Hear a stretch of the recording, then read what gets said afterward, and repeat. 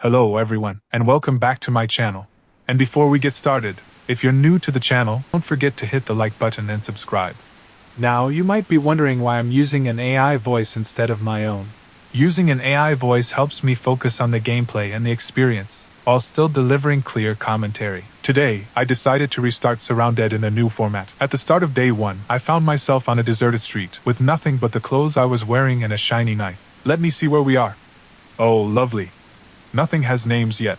I just sort of picked a direction and ran. Luckily for me, I eventually stumbled across a small gas station. I didn't want to attract too much attention, but unfortunately the zombies didn't agree with me. After testing my wonderful weapon, I slipped in through the back door to see what I could find.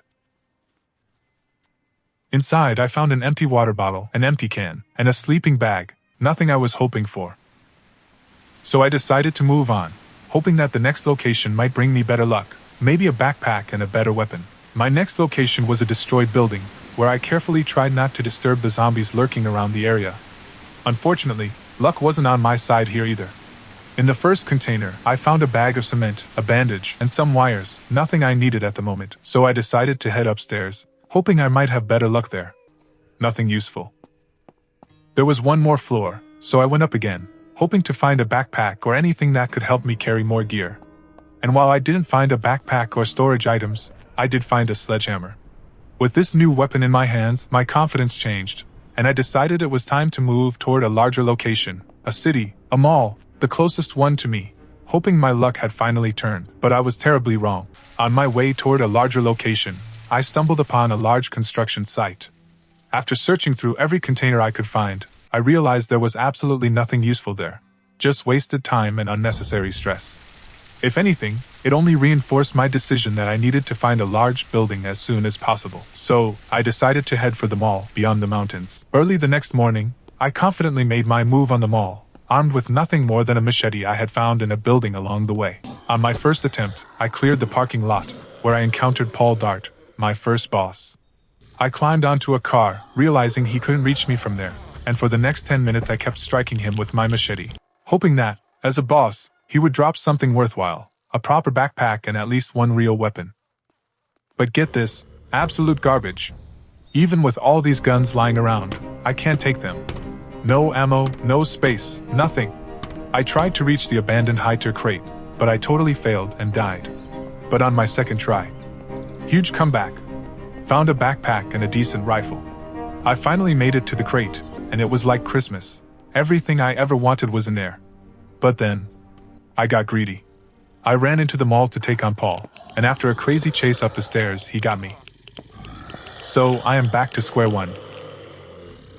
Attempt number 3, this time, I'm on a mission. I ignored everything. No zombies, no Paul, just a straight sprint to the crate. And guess what? I found it. A legendary sniper called Lecce. It's insane. But there's a huge problem. Still no backpack. I cleared out the entire mall on the way down, searching every corner, but nothing. I had to put on some warm clothes just to get a few extra slots. My last hope was taking down Paul. I thought, surely he's got a bag for me, right? Wrong. After an eternity of fighting him, I got 0 loot for my inventory. That's it.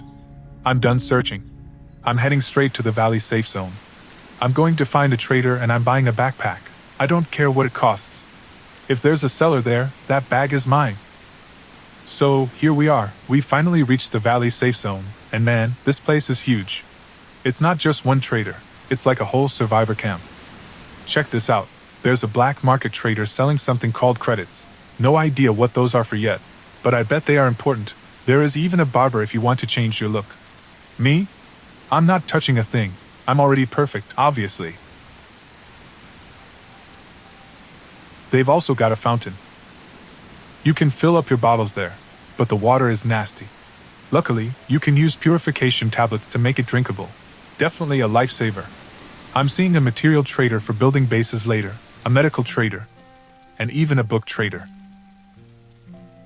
Oh, and don't forget the supply trader. That guy is like a walking supermarket. He has everything. I finally did it. I got the backpack. I bought it right here from the equipment and weapons trader, and it is a total game changer. Goodbye inventory struggles. Now I actually have space for all that legendary loot I've been finding. All that running and dying to reach the valley safe zone was 100% worth it. Look at me now. I'm finally geared up and ready for anything. So, I made it to Buck's range and guns, where, to my shock, I encountered my very first infestation. By following the vines creeping along the ground, I tracked down a secondary infestation tucked behind the building. I pulled out my fire axe and started hacking away at it with some serious nerve just to see what would happen. And man, did I swing! It turns out these secondary infestations have 1,000 health points, and this axe? It swings incredibly slow. I struggled through it, but I finally managed to destroy the thing. I didn't even stick around to see if it dropped any loot though, because I saw a swarm of zombies literally rising out of the ground. If this game has taught me one thing so far, it's that the safest place to be is on top of a car. So, I got out of there fast. I tried to see how much damage I could do with the Molotov cocktail, but honestly, it wasn't that impressive. It started getting dark, and I'm not going to lie, I got a little spooked. So, I decided to call it a day and continue this raid first thing tomorrow morning. The next day, I headed straight to the primary infestation zone, where I realized there were actually 2 secondary infestation zones I had to clear. I found the second one behind the store. It was super creepy. Even though I have good weapons now and plenty of ammo, I decided to take it down the same way I did the first one, despite it taking at least 2 minutes of hacking away last time. I sped up the footage to 3x for a bit so I don't bore you guys to death watching this. Just like the first time, as soon as I destroyed the nest, I ran straight for a car, where I felt safe.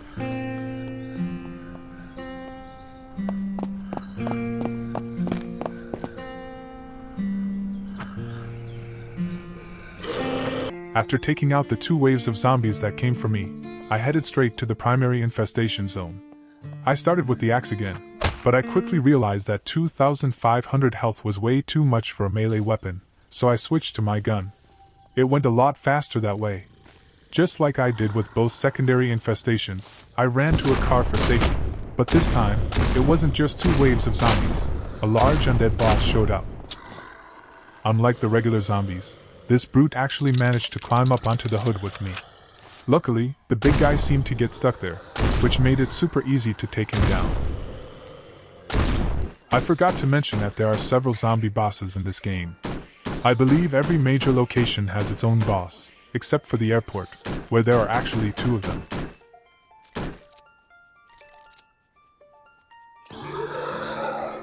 Alright, let's see if anything good dropped. I can't say it's the absolute best loot, but a backpack and a weapon case? I definitely can't complain. And wow, the Guardian. I can't call this bad at all. It's my first legendary weapon. From now on, I'm going to try to destroy every infestation nest I find, because it looks like you get some seriously good stuff from them.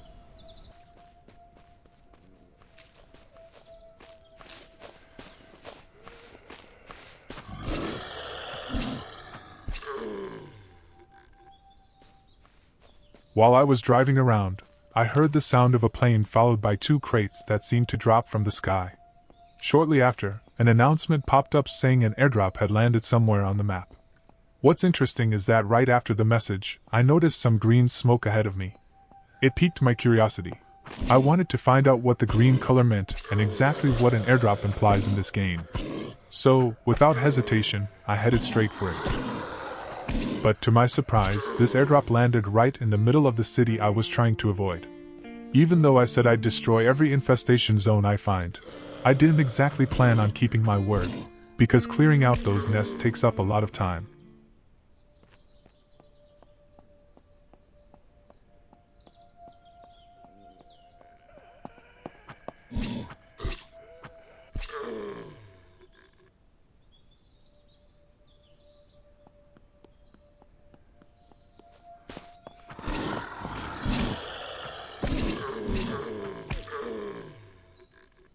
Now, since I'm already in the city, I might as well clear it out, building by building. The first one I noticed was a hospital, so I took it slow.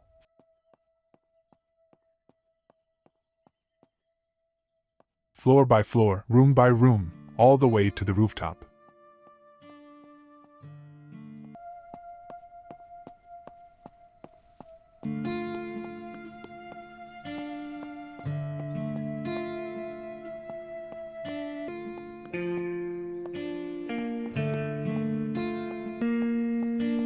And there, completely by chance, I stumbled upon an abandoned hider crate. You know, the kind of crate you usually look for after defeating a boss. Thank you. Now I can say the real liberation begins. I'm using the same tactic as before. First, I locate the primary infestation zone, then I find and destroy the secondary infestation zones. After that, I find a car to climb on so I can feel safe, and from that height, I take out the 2 waves of zombies that spawn after an infestation zone is destroyed.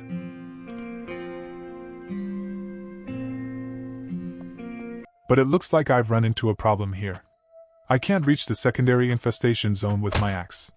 I'm going to try climbing into this pickup truck and shooting from here to see if I can hit it.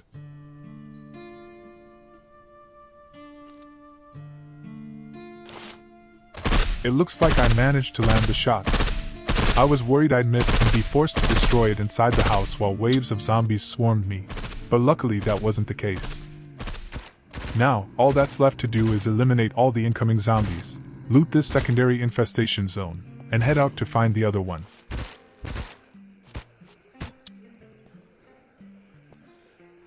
Well, at least I have enough ammo, right?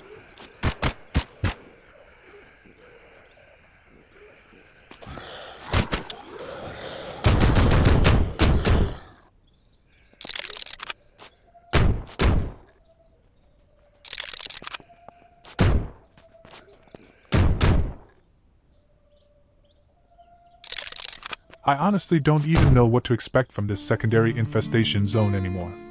Backpacks are always welcome, but yeah, looks like nothing interesting dropped this time.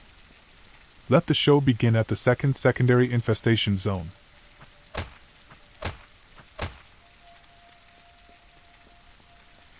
LOL, after not even 5 hits, it looks like the zombie waves have already started coming, and they brought the smart manager with them. I see why they call him the manager. It seems the shotgun isn't exactly effective at this range, so I'm going to switch to something a bit more efficient. Honestly, I don't even know if I'm actually safe on top of this car. Whoa, what is up with this gun? It shreds everything, but it eats through ammo like crazy. At least I managed to take down the boss. Now, all that's left to do is destroy what's left of the secondary infestation zone and loot it. Finally, something good. A hiking backpack. In my opinion, this is one of the best backpacks in the game because it has a ton of slots. Alright, now, let's repeat the process with the primary infestation zone. A few moments later. Well, it was exactly 4 minutes, during which I dumped 2 5.56 magazines and about 30 shotgun shells.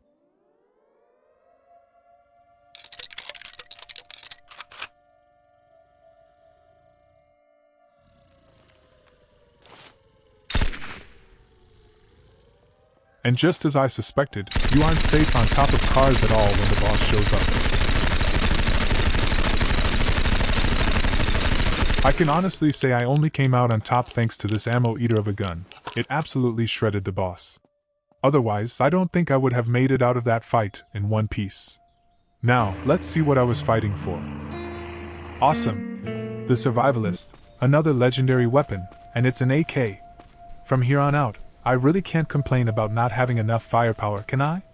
But let's not forget why I came to this city in the first place, the airdrop. Let's see what that green smoke actually means.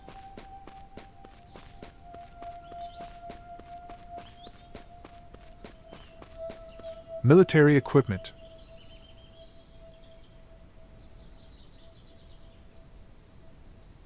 Honestly, nothing exceptional now that I'm carrying 2 legendaries.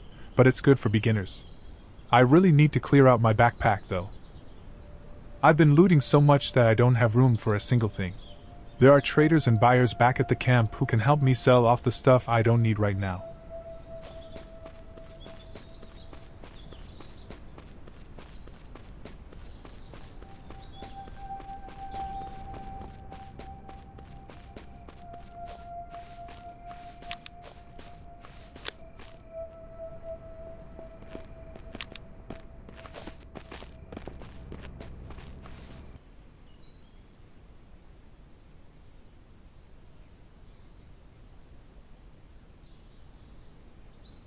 A new day, a new beginning. I have to admit, I was dying to try out my newly acquired weapons, so I headed south toward the first city I spotted on the map.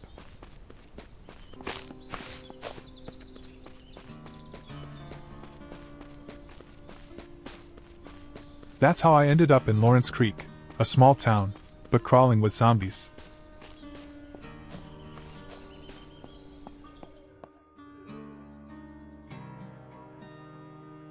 I looted a few houses and then ventured deeper into the city center.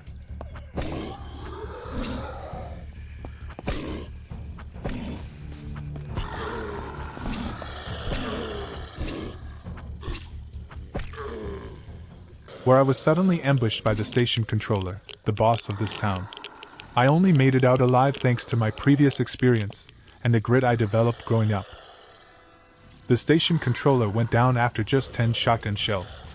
I've really learned to love the shotgun throughout this game, and I've started craving the legendary shotgun, a weapon that, unfortunately, I still haven't found by the end of the series.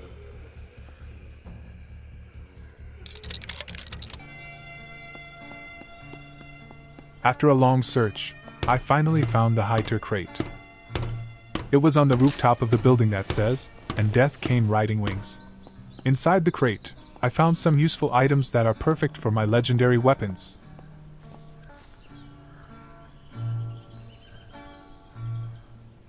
While it appeared I had looted and fully explored Lawrence Creek, there was one last thing that had escaped me: the abandoned underground subway station. I headed down into the inky black abyss, which was so dark that even though I had my night vision on, I still felt uneasy. I braced myself for a massive underground horde, but luckily, there were only a few zombies, and I dealt with them quickly thanks to my silenced weapon. It was still pretty unsettling down there.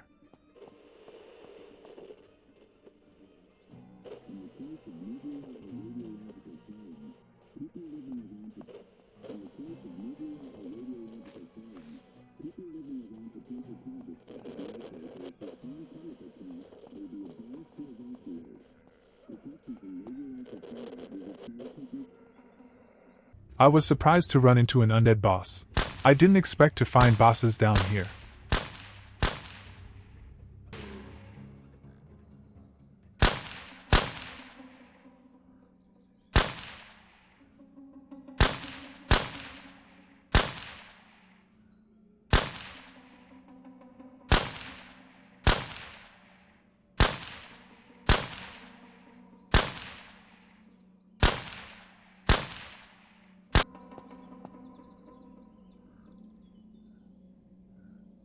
As I continued exploring, I encountered a second undead boss.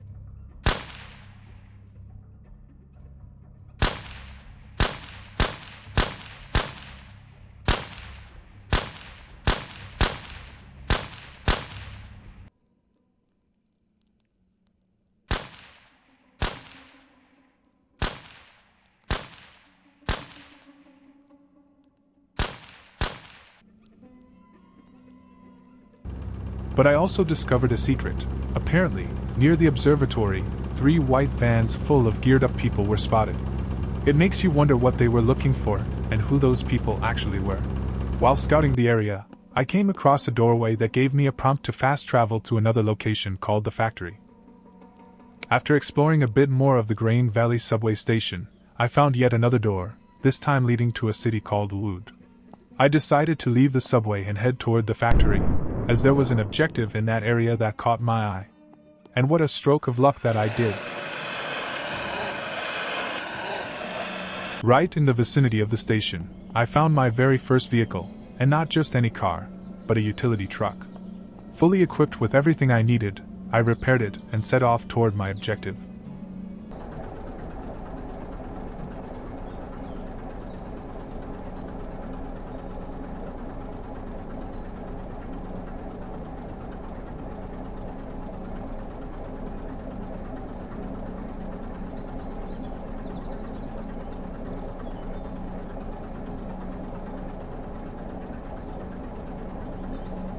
My next destination. A massive beached ship. I thought it would be the perfect spot to scavenge for some Hiter loot, but as I got closer, I spotted movement. To my surprise, it wasn't zombies, it was survivors. It turns out I had stumbled upon the crashed ship's safe zone. It's very similar to the one in the valley I visited earlier, complete with the usual vendors and even some black market traders. However, I'll be honest. After the legendary hauls I've been getting from bosses and infestation nests, their inventory felt a bit underwhelming. When you've got top-tier gear in your hands, it's hard to get excited about basic trader stock.